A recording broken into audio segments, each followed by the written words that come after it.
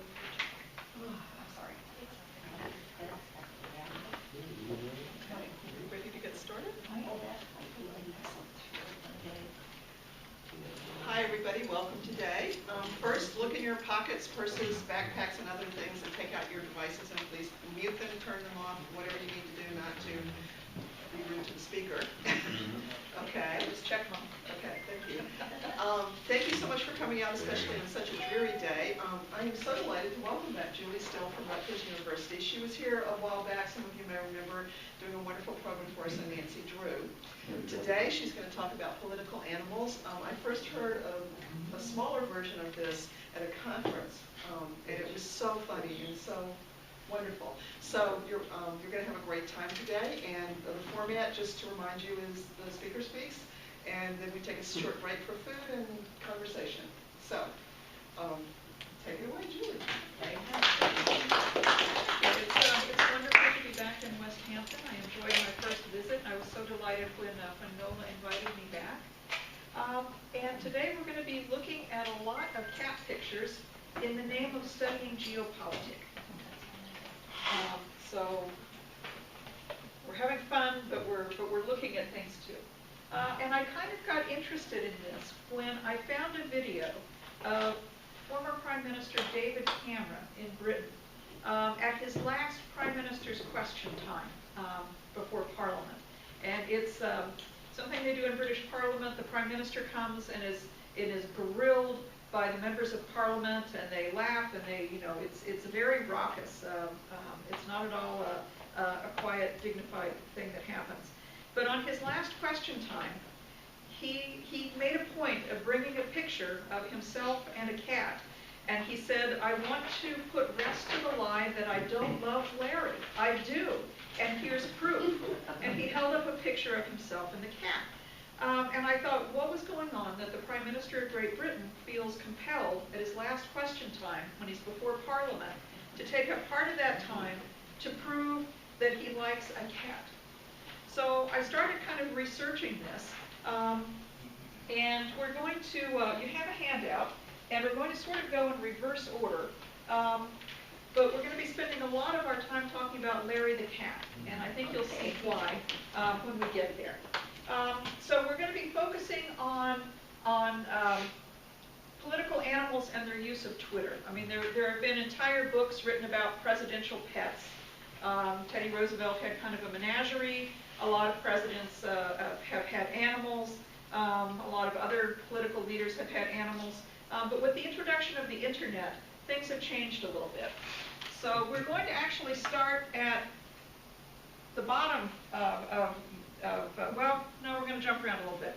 For instance, presidential pets. Millie Bush, who's over there, belonged to the first President Bush and Mrs. Bush. And Millie actually, I don't remember if Millie was the author of the book or if it was letters to Millie, but Millie was involved with the book. Millie was in the press a lot. Millie went out for walks. Beau Obama, as you can see, was a subject of interest to the press. Beau Obama, there were 9 Twitter feeds that were briefly in existence tied to Beau Obama. None of them lasted long, and the longest running one ended around 2012, 2013. Of course, Beau is not actually writing any of these any more than Millie wrote a book, but it's in the name. So we're used to having presidential pets, and we're used to having some press interest in the presidential pets. There's only really been one presidential cat, and that was Bill and Hillary Clinton had socks. And a reporter at one point lured socks out of the gates surrounding the White House, and the press was severely chastised for bothering a child's pet. They wanted a better picture, but they got in trouble for that. So now we're going to talk a little bit about Twitter cats that are not political, and that is on your handout. It's at the bottom. We're going to kind of work our way up now. Street Cat Bob is there on the far left. Street Cat Bob, there's a book about Street Cat Bob, and there is a movie coming out about Street Cat Bob. Street Cat Bob lived with the homeless gentleman he's there with, and the gentleman said that it was living with Bob that helped him better himself, and the interest in Bob helped him get off the street. So Street Cat Bob is, he's British. Street Cat Bob lives in Britain. But he's rather well known. He's on Twitter. He has 92,000 followers, which is a lot. The cat in the middle is called, its Twitter feed is Sockington. It's, I believe, called Sockamillion. Sockington lives in Massachusetts and has 1.4 million followers. And I think of Sockington as a Kardashian cat because Sockington doesn't do anything. He's simply famous. The pictures of Sockington are Sockington just doing cat things. Not particularly anything. It's just when Sockington goes to the vet, there's a picture of Sockington at the vet. So Sockington is famous for being famous. Grumpy Cat has 1.5 million followers, and you see Grumpy Cat in a lot of memes. That's Grumpy Cat. Grumpy Cat is also sort of a Kardashian cat. Grumpy Cat is just simply photographed and put in memes because of an unusual physical feature, which is the grumpy expression. But those are some famous cats on Twitter with a large number of followers. I find it astounding that Sockington has 1.4 million followers. I have 2 cats at home, and I can look at them for free without having to open my computer at all. And I think they are just as attractive and lovely as Sockington. The Scamper Beasts belong to science fiction writer John Scalzi. If any of you have read Old Man's War or Red Shirts, John Scalzi is the author of those books. And he got 2 kittens a few years ago, and he called them the Scamper Beasts. They scamper, they nap, they scamper again. And John Scalzi, his works are not controversial, but some of his stands on social issues are, and he has attracted a certain number of trolls. And so he developed what he called the Scamper Beast rule. The Scamper Beasts on Twitter now have 11,000 followers. And if someone is trolling John Scalzi, he says he feels no obligation to reply unless they have more followers than his cats. So if you want John Scalzi to respond to some criticism or some comment that you make, unless you have 11,000 followers on Twitter, he feels no obligation to do so. Which I thought was extremely clever, to come up with something like that. If you aren't more popular than my cats, I don't have to respond to you. I don't have a picture of them up. They are also extremely attractive cats, and I do look at the Scamper Beast feed about once a week, just because they're interesting cats. Okay, so those are Twitter cats that are not political. They're just cats doing cat things. So now we're going to look at some contemporary political pets that are or were on Twitter. And we're going to look at some of these in a little more detail. The Vice President's family has a rabbit, real Marlon Bundo. He's Botus, first bunny of the U.S., just like there's POTUS and FLOTUS, there's Botus. He has 2,000 followers. It's an unofficial fan account. He has an official account on Instagram, which is mostly just pictures. Emmanuel Macron, president of France, has a dog named Nemo. And Nemo, there are actually 2 Twitter feeds. This is the one that I follow the most, or look at the most. He joined Twitter in August of 2017, does not have a lot of followers. It's not a really active feed. Diplo Dog lives with 2 Canadians who are diplomats in Norway. There used to be a cat, Consular Cat. Consular Cat's Twitter feed has been removed. I'm not sure what happened. But that's Diplo Dog. John Kerry's dog, Benjamin Kerry, had a Twitter feed for a while, but he took it down. Diplo Dog Gracie belongs to the U.S. ambassador to New Zealand, which is former Senator Scott Brown. If any of you remember Scott Brown, I believe he was a senator in Massachusetts. He's now the U.S. ambassador to New Zealand, and his dog tweets. Julian Assange has a cat that tweets every once in a while, and usually is in support of Julian Assange. He tells the story that his children gave it to him so he wouldn't be lonely while he's hiding out in the Ecuadorian embassy. But the other people dispute that story. Paddles, the first cat of New Zealand, we're going to talk a little bit about. That is a very sad story. Catzel General lives with the British ambassador to New England. And then there's Lawrence Dipcat, who lives at the UK embassy in Jordan. There are some other diplomatic cats that are not at present on Twitter. We're going to differentiate. One of the things that I've noticed and that we're going to talk about is some of these animals are pets. And they are up there, they are on Twitter as someone's pet. And others are working cats. Just like there are service dogs that are working dogs. Some of the cats we're going to be talking about are working cats. And one way to kind of differentiate is how they refer to the people they live with. For instance, real Marlon Bundo. There's Marlon Bundo. And we don't know who writes this Twitter feed. Most of these Twitter feeds are anonymous. We'll talk about that a little more when we get to Paddles. But there's the bunny. It's a very photogenic bunny. But he refers to the second lady as his grandma. He talks about the vice president as his grandpa, and his mom as Charlie Pence, who is one of the vice president's daughters that he lives with. So he is clearly a pet, and he is writing about the people he lives with as his family or as an owner. This is Diplo dog Gracie. This is an adorable dog. And there are a lot of videos put into the Twitter feed. So if you want to watch a cute little dog chase a ball, this is the place to go. So this is Scott Brown, and Gracie Brown is saying, "This is so great. I get to go to work with my daddy today. I can't wait to bug him and make him throw a ball around for me. Fun day for me." So he's clearly a pet regarding the person he lives with as his daddy or his owner. And there are lots of pictures of Scott Brown. Scott Brown is in most of the pictures. If there's a picture, looking very buff. So I have a feeling Scott Brown has something to do with his Twitter feed. So this is Paddles. And Paddles was sort of a working cat. And Paddles came along, I think, modeled on the Westminster cats that we're going to spend a lot of time talking about. Paddles was polydactyl, had extra toes, and that's why she was called Paddles. Paddles was only the first cat of New Zealand for a few months, and then was tragically killed in an automobile accident, which you see was reported in the Guardian newspaper, which is a national newspaper in Britain.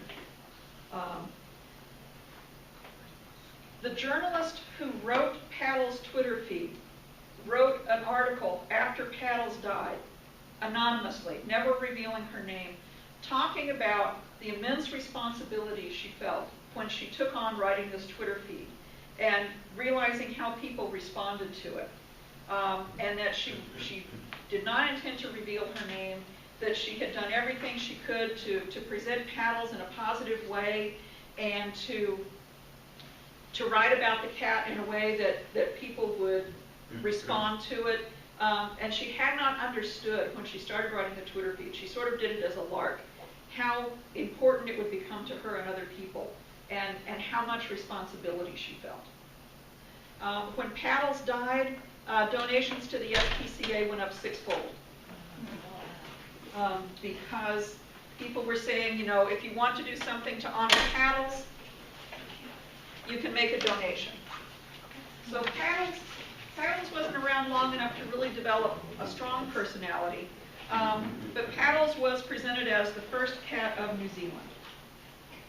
So that was Paddles was an adorable little cat. It was very sad when Paddles died.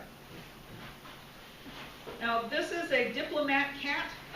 You can't really see Lawrence up there in the corner. Lawrence is also a very photogenic cat. Lawrence is a working cat. Lawrence is actually a protege of Palmerston, who we will see shortly. Lawrence of Abdouan lives at the British Embassy in Jordan. And when the ambassador took Lawrence, who's named after T.E. Lawrence, to the embassy, they said they wanted Lawrence to show the British people that Jordan was a good place to visit. It was a safe place. It was a nice place. That part of the reason that Lawrence was going to be having such a presence was to be a PR vehicle. And there are pictures of Lawrence wearing a vest going out to meet school children. So Lawrence is not a pet. Lawrence is a working cat. And there are some other diplomatic cats. A couple of French cats, they don't have Twitter feeds. There's a cat at the British Embassy to Afghanistan, Layla Pixie, who does not at present have a Twitter feed. Okay, so now we're getting to the 4 British cats that we're going to talk about the most. And there is a position of chief mouser. Up until around the 1990s, it was a paid position. There was an allowance given for the chief mouser. It was not a large allowance, and people said, "You're starving the cat." And they said, no, the cat works for a living. The cat is supposed to catch mice. The small amount of money that is put for the cat's care is for vet care and to buy extra things. But we are not buying tins of cat food. The cat has a job. And the British government buildings are old, and they have a problem with mice. So the chief mouser actually has a job. So the tradition dates back to Henry VIII. And you can, if you want a list of 20th century cats, there's an entry on Wikipedia, chief mouser to the Cabinet Office. There are a few issues with some of the facts and the dates, but it's a good, if you want to look at a list of cats and some information about them, the Wikipedia entry on the chief mouser is a good place to go. There was a gap between 1997 and 2007. Humphrey left in 1997, and the press was very worried because there was a rumor that Cherie Blair, who was the wife of Tony Blair, was the prime minister at the time, did not like cats and had done away with him. And one of John Major's press people later revealed that she had started that rumor with no factual basis whatsoever. But the press filed Freedom of Information Act requests for information on what happened. And a small number of journalists were taken to, and the cat really did go to live on a farm in the country. You know, in this country, when we say the cat went to live on a farm in the country, it doesn't always mean that. Humphrey had actually gone to live on a farm in the country, and the journalists who were taken there secretively, they didn't want anyone to know where Humphrey was, took pictures of Humphrey with recent newspapers so that you could see the date, and they put them up online to show that Cherie Blair had not fiendishly done away with Humphrey, but Humphrey had simply retired. In 2007, Gordon Brown got a cat, Sybil. Sybil also retired to the country. And then in 2009, they got Larry. And Larry sort of started things. Actually, I think that might have been 2011. We'll check the dates on the slide. Earlier, cats had a line item in the budget. It's now paid for by the Downing Street staff. They have bingo nights or quizzo nights or something to raise money for the cat's food and veterinary care. Sybil was named after Sybil Faulty of Faulty Towers. And I mentioned the one Freedom of Information Act. There have been other Freedom of Information Act requests for information about what happened to retired cats and the number of mice killed by individual cats. And we're going to talk about that, why that could be important. And we're going to talk about why the British press is so fascinated and why the British public gets so fascinated with these cats.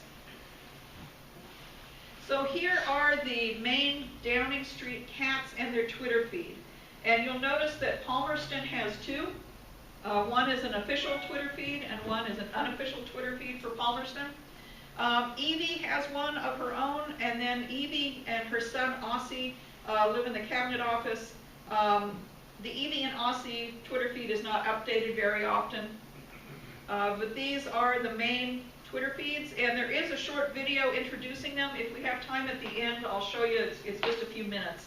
But we're going to talk about these cats. We're going to start with the lesser cats. Now this is Evie and Aussie. They were originally, it was very secretive as to when the Cabinet Office got the cats. People said, we've heard rumors that you're going to be getting a cat. There are these other cats that live in government buildings. Oh, no, we're not going to get a cat. And then there were papers that were, government documents that were found. Yes, they were going to get a cat. They were going to call it Cromwell.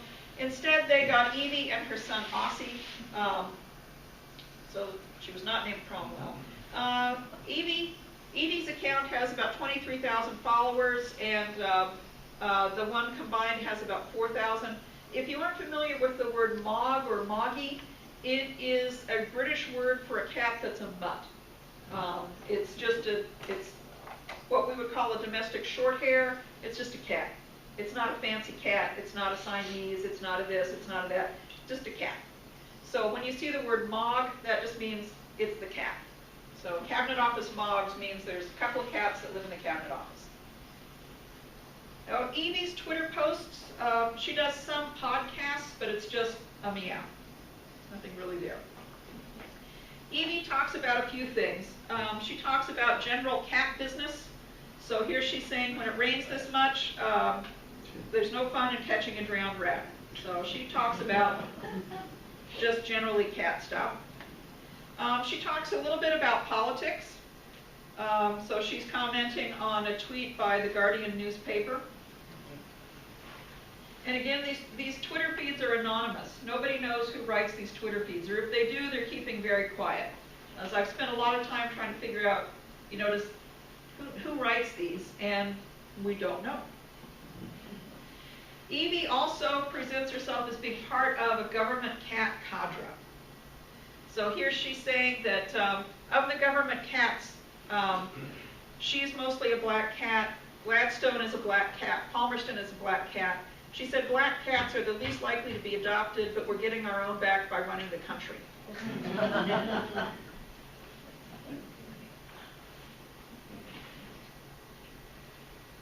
So she's putting herself in the same category with Palmerston and Gladstone.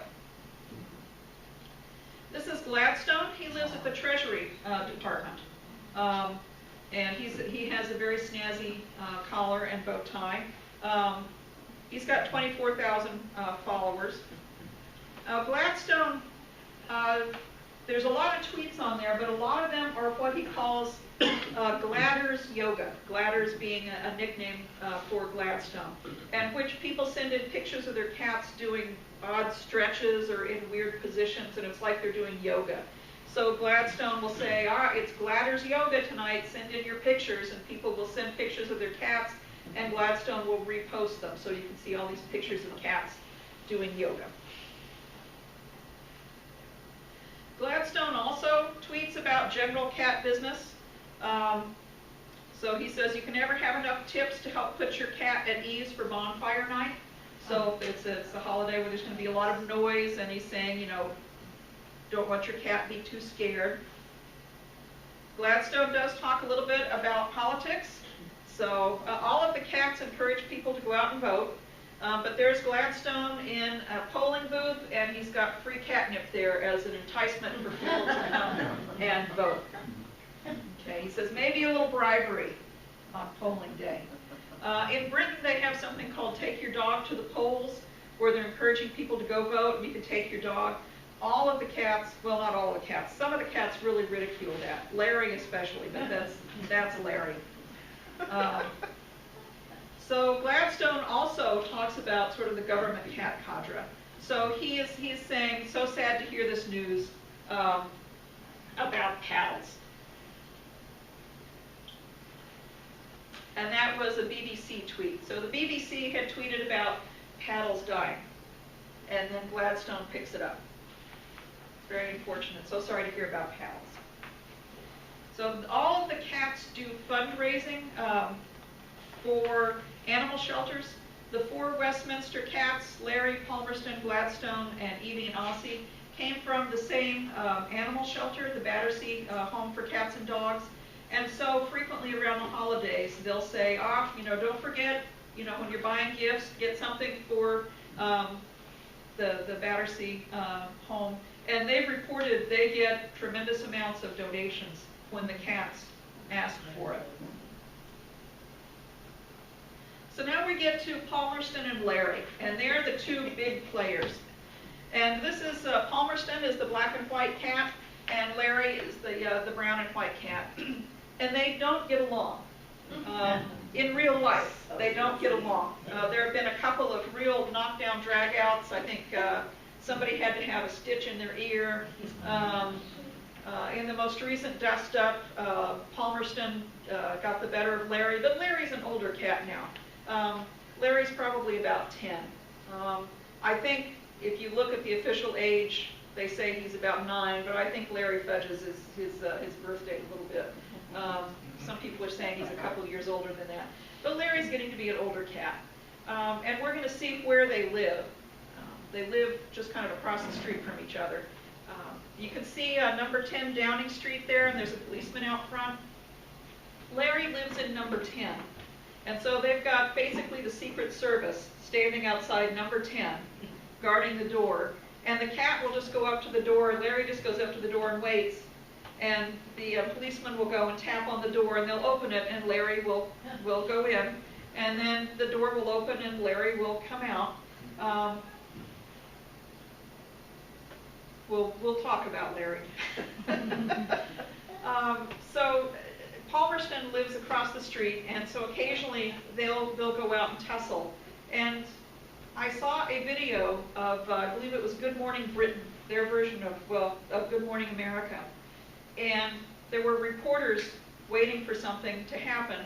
And one of them stops and says, you know, one of the people in the studio says, "Is that Larry?" And the reporter looks around and he said, "Larry is laying flat in the street, and here comes Palmerston."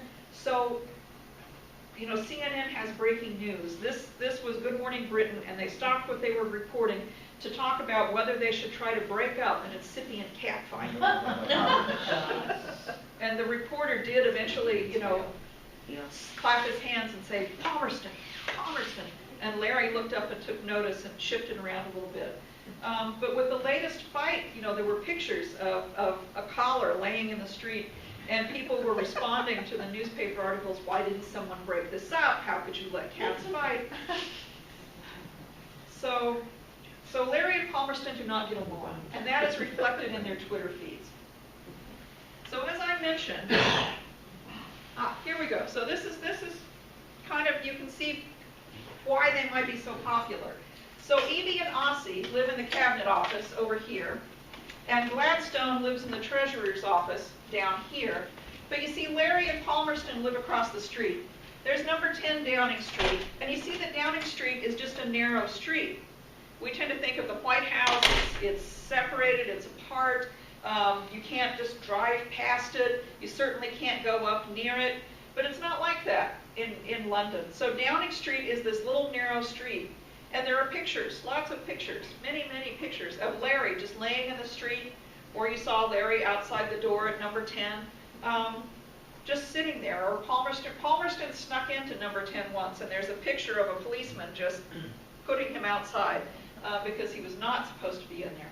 So Larry and Palmerston live across the street from each other.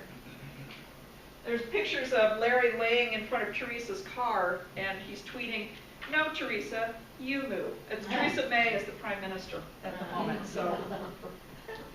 So this is the Downing Street press. So when anything important is going to happen, you have this huge group of press, all with their cameras focused on number 10 Downing Street. This is when Gordon Brown left office. He and his wife and their children are leaving. You notice there's a little podium set up there. So if the Prime Minister is going to make any important announcements, they'll come out and stand at that podium and make an announcement. And so you have all this press on this little narrow street. And just as we almost always have press anywhere that the president is going to be, or where senior officials are going to be, or just there's almost always going to be press around the White House, there's almost always press around number 10 Downing Street. And a lot of times, there's not really anything interesting going on. You're just standing and waiting. And so you have all of these press photographers and cameras, and they don't have anything to report on. And so Larry is always coming in and out of number 10. So Larry gets a lot of press simply because the press are there. And because of just the way the street is laid out, that's what they're looking at, is that door, and that's the door that Larry comes in and out. And Palmerston, as I say, lives just across the street. So here's Theresa May at her podium in front of number 10. She's giving an official presentation or an official report, or it's an official statement by the Prime Minister of England, and she's just standing at this podium in front of number 10. So somebody in the press got a little bored.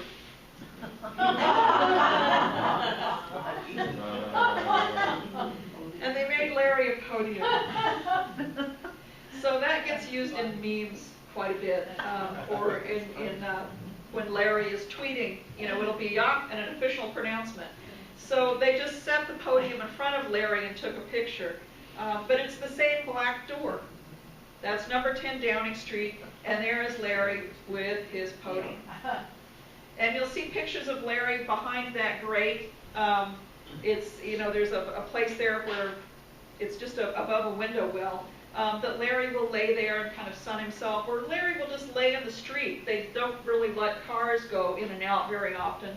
So, the street gets warm, you're a cat, you go lay in the street. And it just so happens that there are 50 reporters behind you monitoring what you do. So in part, that's a reason why there is so much press interest in Larry, is because they are there.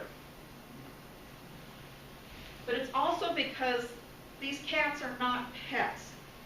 They don't belong to any individual. And when David Cameron left office and held up the picture of him, holding up the picture of himself with Larry the cat, he's saying he was sorry to leave Larry when he and his family left, but he belonged to the house. So Larry was not a pet of David Cameron's. Larry belongs to the house. Palmerston is not a pet in the Foreign Office, which is their Department of State. Palmerston is a civil servant. Palmerston is not an employee, but Palmerston is not an individual pet. He lives there, and he has a job catching mice. One of the reasons there were a couple of reasons why David Cameron got Larry, because there was a gap after Sybil left. And one was that there was pictures, again, there's all this press, that someone caught a rat running along in front of the door to number 10 Downing Street. And so they said, okay, we've got to do something, there are rats. A cabinet minister was having dinner somewhere around number 10 and threw a fork at a mouse because they were just running rampant. So they got the cat, but also people felt that David Cameron was not approachable. He was not considered a warm and friendly guy. So it was suggested that if he had cat, people would view him differently. It didn't quite work out that way. People said he didn't like Larry. He referred to Larry as it. Not he, not the cat, not Larry, but it. And there were rumors that he banned it from their living quarters because, I used to use it. He banned Larry from their living quarters because he didn't like having cat hair on his suit and that the house smelled of cat food. So if that was a PR ploy, it didn't really work. But so Larry came on to keep mice down and also as kind of a PR thing. Didn't quite work out the way they planned, but when we talk about Larry, we'll talk about that some more. So this is Palmerston's official Twitter account. Palmerston lives at their version of the State Department, the Foreign Office. It's called Diplomog, so he's a diplomatic cat. Palmerston's official account has 61,000 followers. Now, Palmerston talks about general cat business. Now, in a lot of pictures, Palmerston is pictured with Sir Simon MacDonald, who's an undersecretary of something. So I have a feeling that Sir Simon MacDonald might write this official Twitter feed or have something to do with it. And you notice here's Sir Simon MacDonald congratulating Palmerston on 2 years in his job today. In his second year, now there's a reason why this is here. This looks pretty innocuous. This is aimed directly at Larry. And we'll talk about that a little bit. So he says in his second year he caught 30 mice and 1 pigeon. Now the pigeon was important. He added 21,000 followers and raised 1,000 pounds for charity. A lot of that is again for the dog and cat shelter. The previous Foreign Secretary said that in 2016, he said that he expected Palmerston to overtake him in Twitter followers fairly quickly. They had a change in government, so we didn't get to really see that play out. So Palmerston's official account talks about general cat business. Palmerston also does a lot of collar diplomacy. So you'll see over on the far side, he's wearing an American flag collar. Over here, he's got the Canadian maple leaf. And in the middle, I've forgotten what that is. Might be Spain or Argentina, something like that. Julian Assange's cat wears a similar necktie from time to time. But you'll often see pictures of Palmerston wearing different collars. And it is to welcome people, you know, they're having visitors or it's some important thing dealing with another country. Palmerston also does a lot with British patriotism. So it's, there he is with Scottish tartan and some haggis. Here he is with something from Ireland, and he's over there with a Welsh dragon. So Palmerston is often photographed with things relating to different parts of Britain. If it's St. David's Day, if it's St. George's Day, Palmerston will have a picture and a tweet relating to that. Palmerston also does a lot of issue advocacy.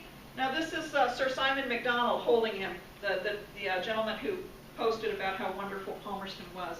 So you can see he's down here with the Poppy Appeal, raising money for veterans. He's wearing the rainbow collar to indicate his support for LGBTQ rights, and Sir Simon MacDonald is also wearing a rainbow lanyard. And on the far end, they have a day every year, they've had for the past few years, to encourage people to talk about their feelings, to not keep things bottled up, to talk about mental issues. So there is Palmerston supporting this. So Palmerston does a lot of issues advocacy. He also does charm offensive. There are frequently pictures of Palmerston greeting foreign dignitaries. So there is Sir Simon MacDonald and the Korean ambassador. No, this is the Spanish ambassador. The Korean ambassador had been there the week before. So it shows Palmerston greeting foreign dignitaries, being a good ambassador for Britain. And here you can see Palmerston. So you've got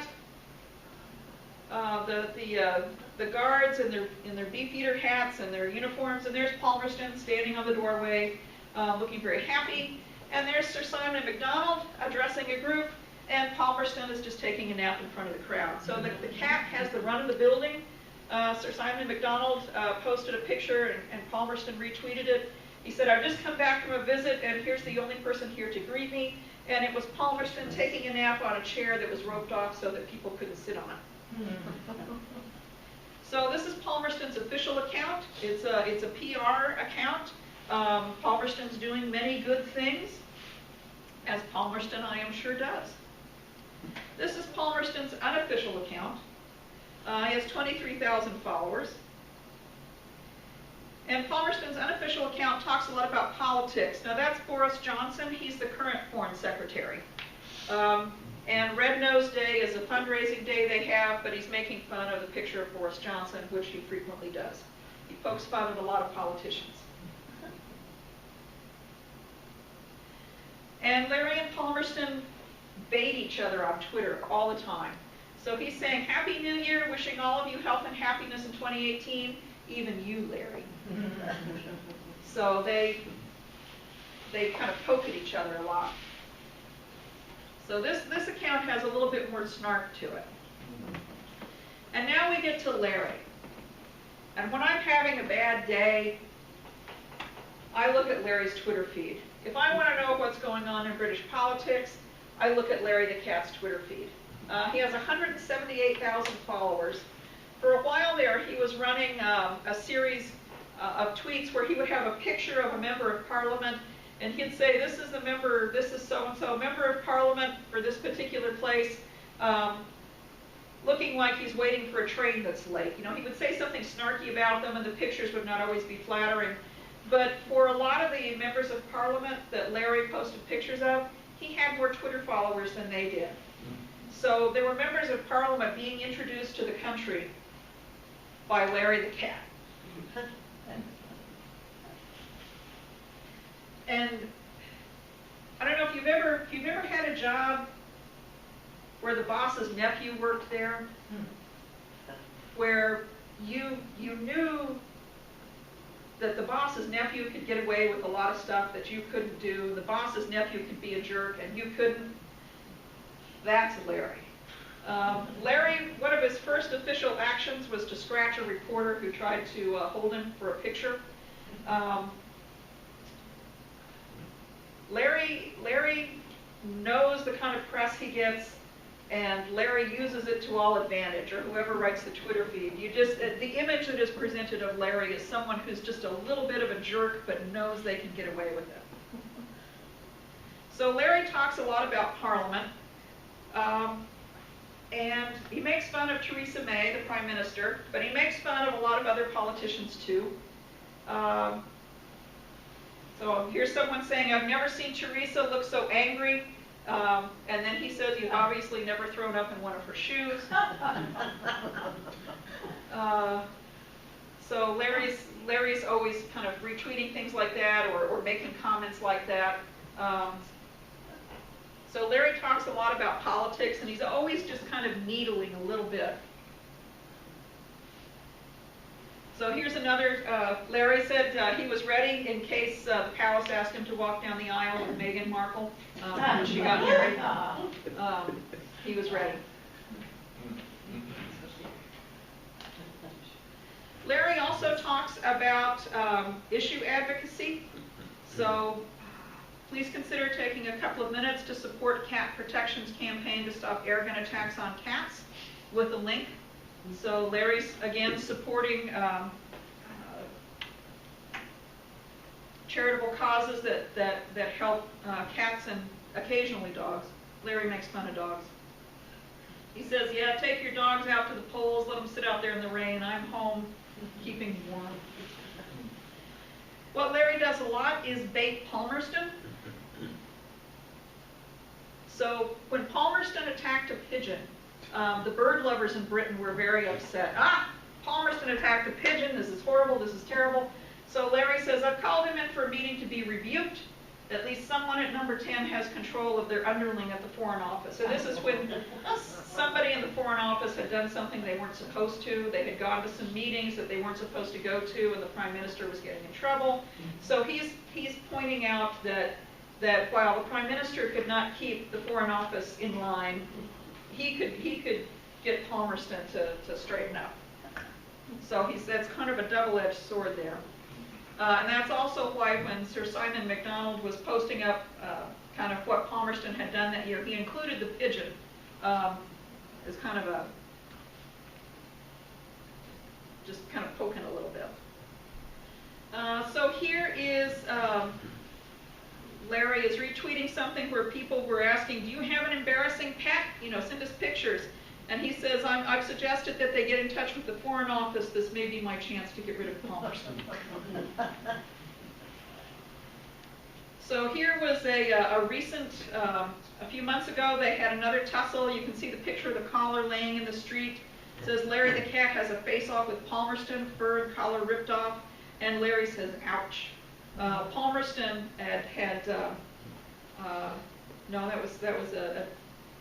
we'll get to that in a minute, but Palmerston had made some comments about that fight too.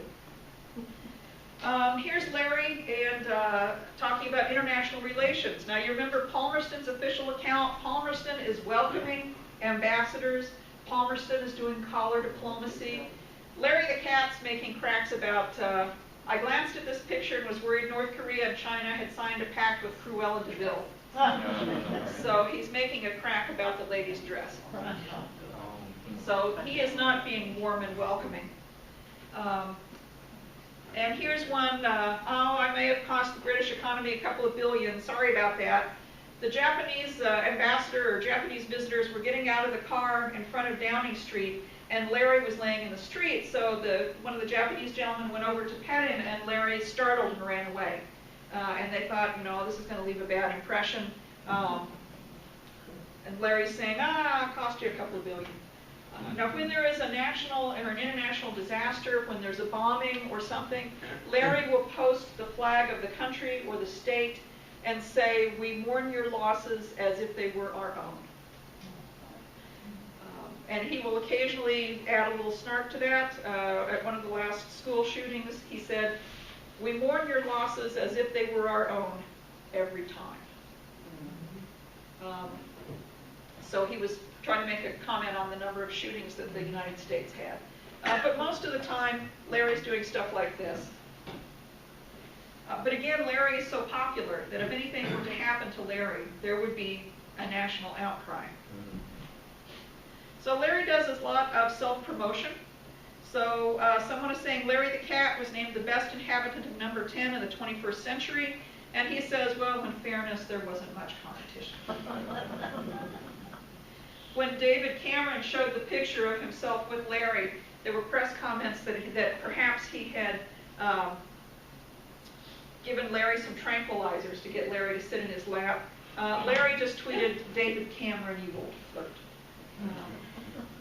And Cameron, in an interview after he left office, said one of the things he missed was Larry the cat. And Larry tweeted and said, "That feeling when your ex keeps calling you and won't go away."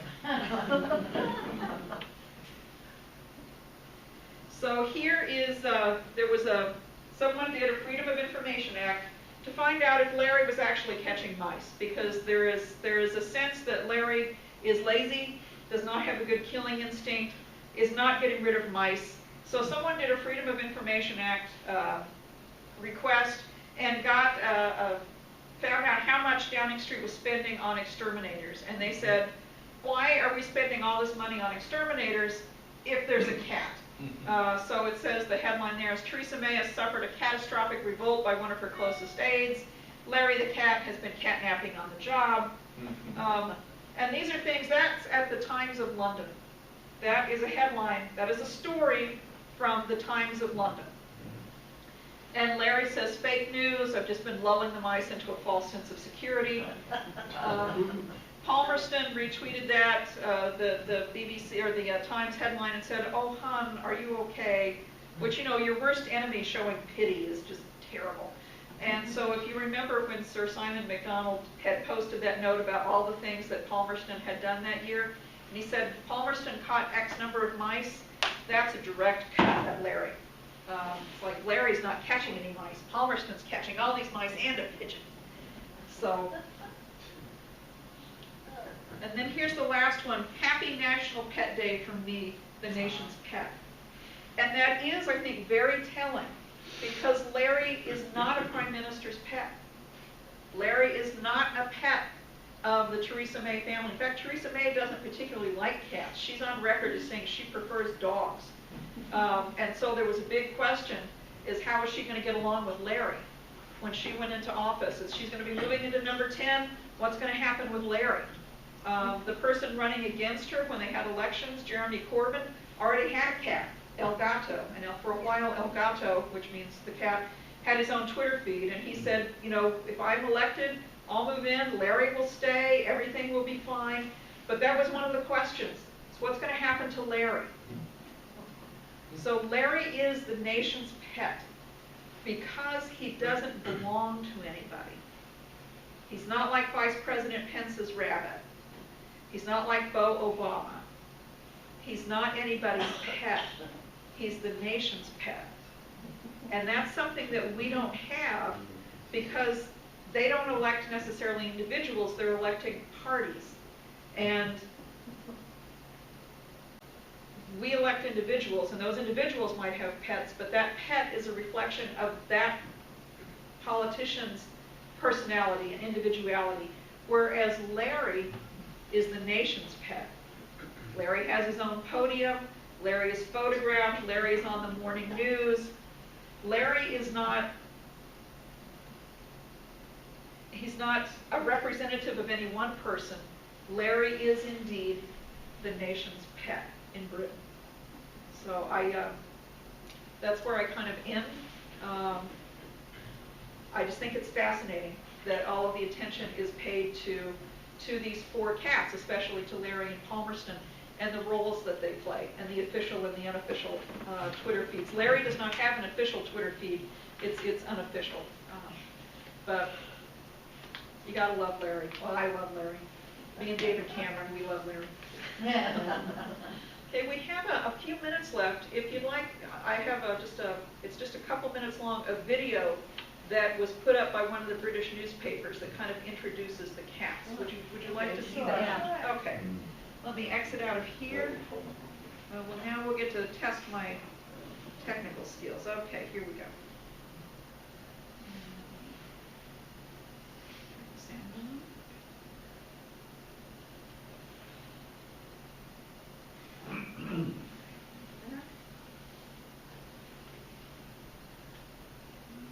Forward.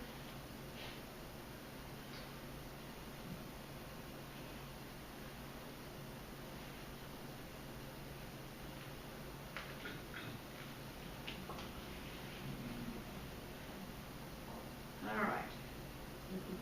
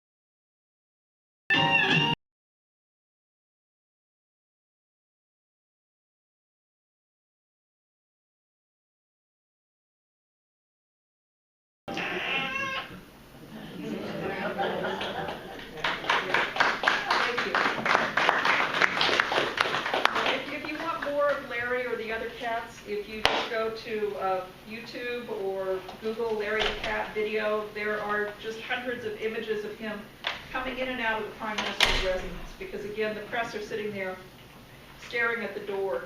When Benjamin Netanyahu came to visit, the cameras would go back and forth between this car full of what we assume were Israeli agents. They had, part of their faces covered and everything.